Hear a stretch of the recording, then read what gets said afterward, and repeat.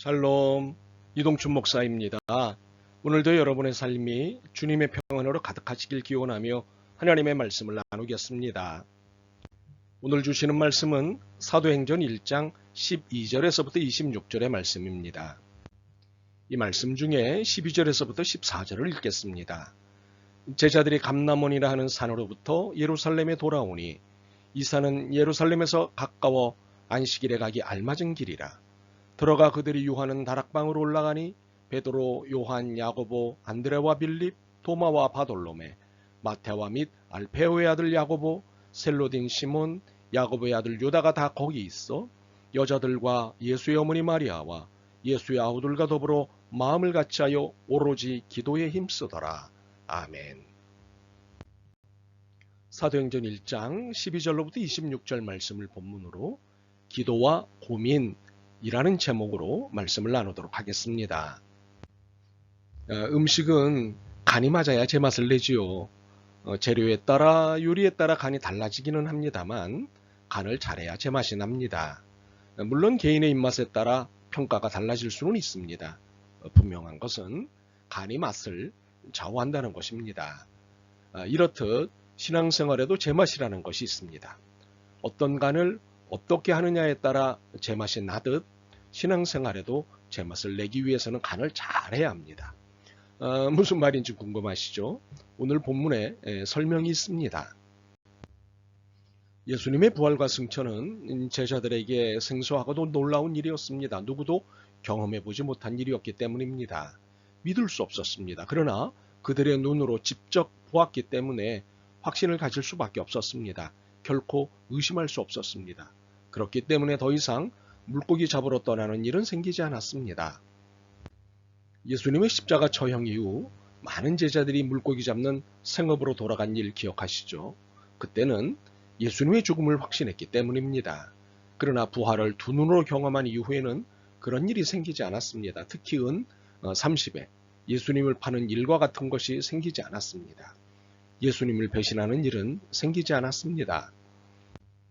때문에 예수님께서 부활하신 후 승천하시기 전까지 하신 말씀을 그대로 따랐던 것입니다. 그 사실이 오늘 본문의 내용입니다. 12절에 보면 제자들이 감람원이라 하는 산으로부터 예루살렘에 돌아왔습니다. 그리고 13절에 보면 예루살렘에 그들이 유하는 곳이 있는데 다락방이었습니다. 그 다락방에 11명의 사도가 한 명도 빠짐없이 그곳에 머물렀습니다. 자, 여러분, 12절과 13절의 의미가 무엇일까요? 제자들이 예루살렘에서 돌아왔다는 것과 그들이 그곳에 머물렀다고 하는 것이 무슨 의미일까요?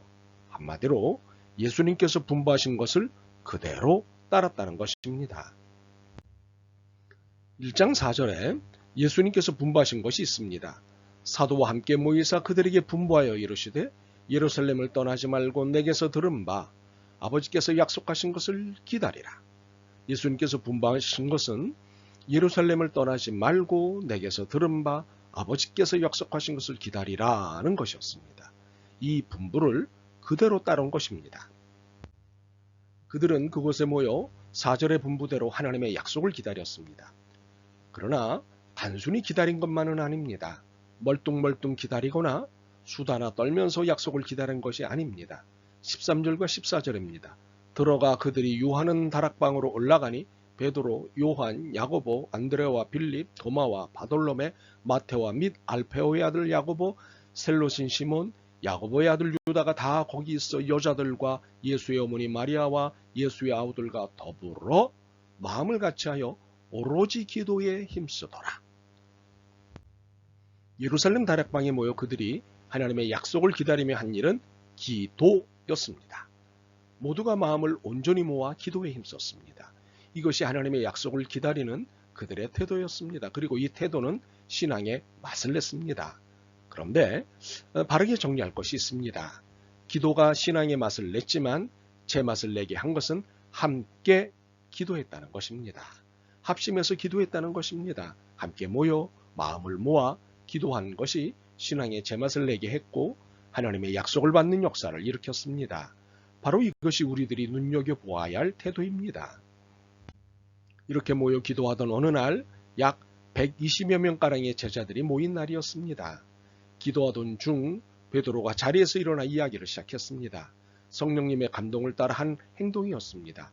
이야기인즉 예수님을 배반하고 제 길로 간 가룟 유다 대신 사도를 한 명 세워야 되지 않겠느냐는 것이었습니다. 이 말을 설득시키기 위해 16절에서부터 22절 분량의 긴 이야기를 하였습니다. 이러한 설득은 일종의 성경적 신학적 논증입니다. 분명 이러한 논증은 교회 공동체, 교회 신앙 공동체에서 필요한 일입니다. 시키는 대로 믿으라고 하고 아멘하게 하는 것은 이단에서나 하는 행동입니다. 교회 공동체를 건강하게 하는 것은 건강한 논증과 때로는 논쟁입니다. 이것은 일종의 거룩한 맛을 내기 위한 수고라고 할 수 있습니다. 이러한 논증을 바탕으로 베드로가 제안한 것에 그곳에 모인 120명이 공감하고 동의했습니다. 베드로가 제안한 것은 21절과 22절이었습니다. 이러함으로 요한의 세례로부터 우리 가운데서 올려져 가신 날까지 주 예수께서 우리 가운데 출입하실 때에 항상 우리와 함께 다니던 사람 중에 하나를 세워 우리와 더불어 예수께서 부활하심을 증언할 사람이 되게 하여야 하리라 하거늘.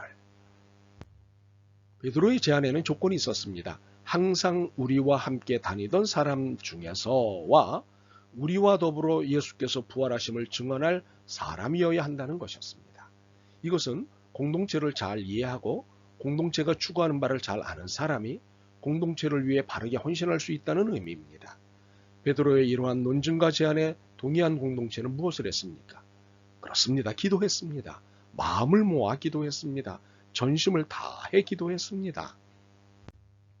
그리고 두 사람을 추천했습니다. 요셉과 마띠아였습니다. 그리고는 또 다시 기도했습니다. 어떤 내용으로 기도했을까요? 24절과 25절입니다.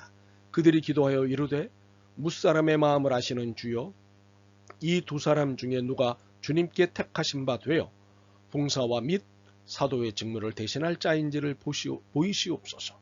유다는 이 직무를 버리고 제 곳으로 갔나이다 하고. 그들이 드린 기도는 무엇이 누가 하나님의 뜻인지를 보여달라는 것이었습니다. 그들의 기도에서 중요한 것은 하나님의 뜻이었습니다. 그렇습니다. 우리가 기도할 때 중요한 것은 하나님의 뜻을 구하는 것입니다. 내 뜻을 관철시키는 것이 아닙니다. 내 욕망을 채울 기회를 얻고자 하는 것이 아닙니다. 내가 아니라 하나님이 기도의 주인이셔야 합니다.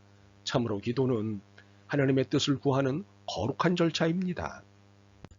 이렇게 간절히 기도한 후 그들은 제비를 뽑았습니다. 그런데 어떻게 보면 매우 위험할 수 있는 방식이 제비뽑기입니다. 논의와 토의라는 민주적 방식을 통하는 것이 가장 바람직하다고 알고 있는 우리에게 제비뽑기 방식은 투기성으로 보일 수도 있습니다. 그런데 어떤 면에서는 인간의 개입이나 간섭이 전혀 들어있지 않는 방식이 제비뽑기입니다. 그래서 성경에서는 이 제비뽑기 방식을 통해 하나님의 일이 진행되는 것을 보여주고 있습니다.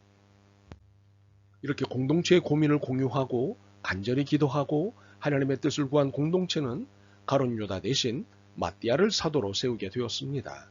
우리는 이 과정을 지켜보며 알게 되는 것이 있습니다. 그것은 신앙 공동체는 기도와 더불어 고민을 공유할 때 신앙 공동체에 제맛을 낸다는 사실입니다.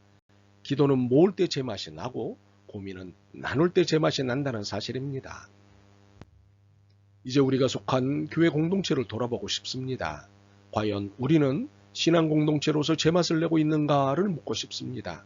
당장에 기도는 모으고 있는가, 그리고 고민은 나누고 있는가를 묻고 싶습니다. 어떻습니까? 여러분의 일상이 얼마나 바쁘고 복잡한지 잘 알고 있습니다. 그래서 좀처럼 기도도 못하고 공동체 기도에 합류도 못하는 것을 이해합니다. 또한 마음의 여력이 없지만 부끄러움이 많아 고민을 내놓는 것이 어렵다는 것도 잘 알고 있습니다. 하지만 신앙의 성장과 신앙생활의 풍성함은 기도와 합심기도, 중보기도, 그리고 고민의 공유에서 일어납니다.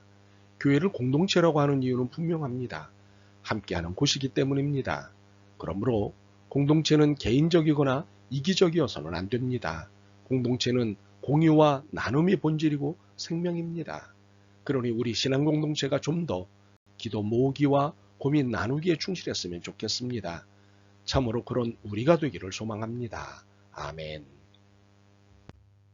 주님, 오늘 말씀을 통해 깨닫고 보니 그동안 저의 기도가 얼마나 이기적이고 개인적이었는지 깨닫게 되었습니다. 이제 공동체 안에서 고민을 나누고 공유하고 기도를 모으는 삶을 살기로 결심합니다. 참으로 신앙의 참맛을 내는 삶을 살겠습니다. 주님의 마음을 주옵소서. 예수 그리스도의 이름으로 기도드립니다. 아멘. 오늘도 여러분의 믿음과 삶을 응원합니다. 사랑합니다.